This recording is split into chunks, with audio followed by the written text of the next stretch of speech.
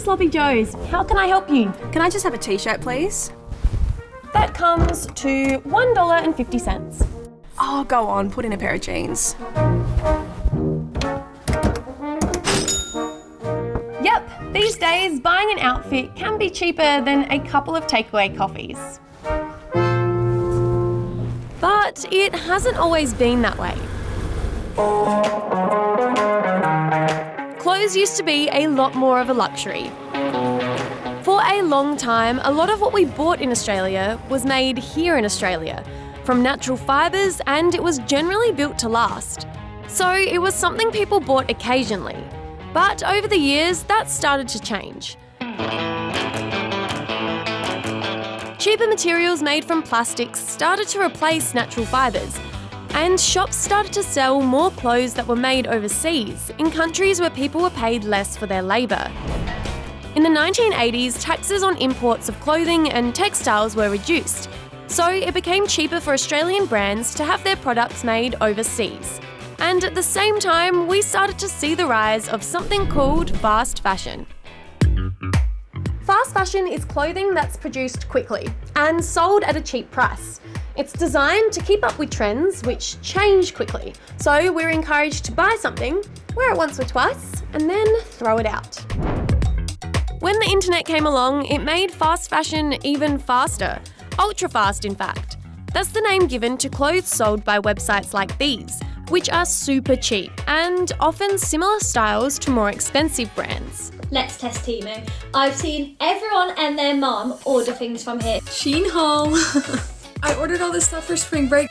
And we've completely soaked it up. It's cheap, obviously. I guess it's like kind of micro trends that happen on the internet, and like people like get crazy about them and like, oh my god, I want this. Everyone these days, especially teenagers, I think they're all just trying to keep up with the trends, and nowadays there's a lot of trends going on and fast fashion supports that. This year alone, two of the biggest fast fashion brands are set to make over $2 billion in sales in Australia alone. New research says Australians are buying more new clothes per person than any other country. On average, we buy 56 new items a year, which is more than one item per week.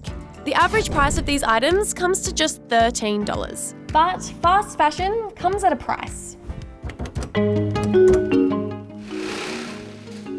While clothing manufacturing has created jobs and helped grow the economies of developing countries, it's also contributed to some big problems, like poor working conditions, low wages, and forced labour. And there's a huge cost to the environment.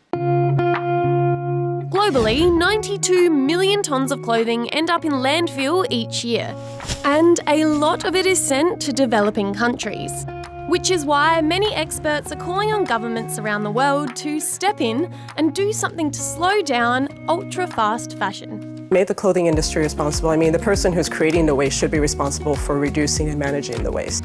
And this is exactly what France is planning to do. Not only is France looking to ban the advertising of fast fashion, it's also going to add a tax of €10, which is 16 Australian dollars, to every single ultra-fast fashion garment sold.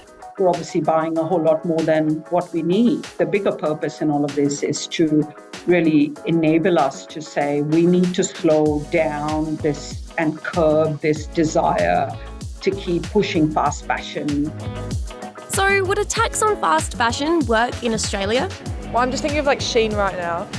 Like all of the clothes are like pretty much like $10, $5 each, but I wouldn't buy it if there was like tax per item or tax for the checkout. If something was more expensive, like I wouldn't want to buy it.